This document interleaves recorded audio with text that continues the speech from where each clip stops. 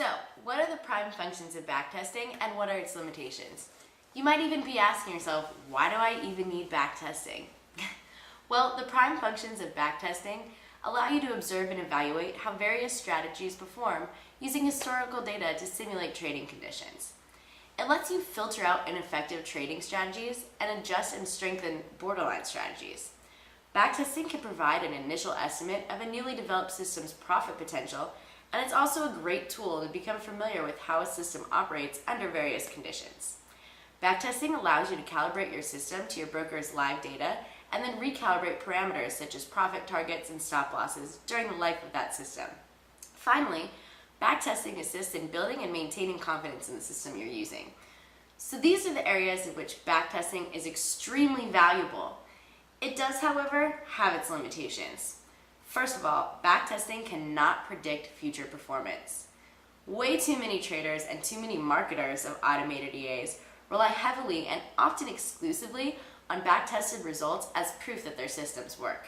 It's only later, having put a lot of money into the system, that they discover it does not perform anywhere close to what they expected. This is obviously something you'll want to avoid, and you can do so by keeping in mind the limitations. One important limitation is the quality of data used in the backtesting process. For example, you'll find that the data directly downloaded from the MetaQuotes History Center is not useful because it does not reflect in any way your broker's live trading data.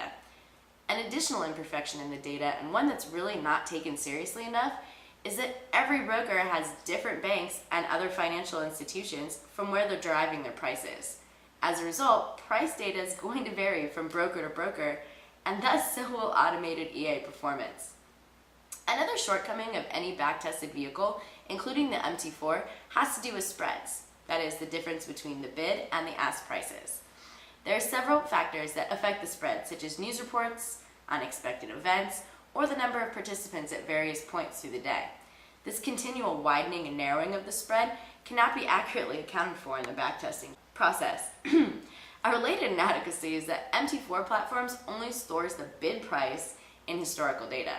As a consequence, when performing a backtest, it's approximating the price for every tick by adding the spread shown on the client terminal at the time the test began. Thus, the backtested fill price may vary from the actual fill price by a couple of pips. Since a spread cannot be known for any time in the past, this really doesn't bode well for scalping strategies. Another big difference to be aware of is the difference between broker platform times and GMC. It could vary from 0 to plus or minus 12 hours depending on the timestamp on the broker's server. Daylight saving times can also cause a mismatch between live trading prices and historical prices. So for example, Interbank FX has its server set to GMT, but Alpari has a GMT +1 timestamp during daylight saving times and GMT timestamp during standard time. So if you trade between 9 and 11 a.m., the performance will be different if you're trading with Interbank FX and Alpari. Also, be aware there can be a disconnect between demo data and live data. It's possible certain brokers may provide close to ideal trading conditions in the backtest and demo test.